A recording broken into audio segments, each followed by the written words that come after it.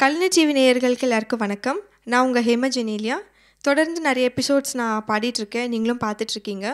And எனக்கு இந்த ப்ரோக்ராமில் வர்றது ரொம்பவே ஒரு நல்ல ஆப்பர்ச்சுனிட்டி ஃபீல் பண்ணுறேன். உங்களை எல்லாருடைய சப்போர்ட் அண்ட் என்கரேஜ்மெண்ட்டும் எனக்கு வேணும் மேலும் மேலும் நான் பாடுறதுக்கு. தேங்க்ஸ் டு கல்னி TV for giving me this opportunity.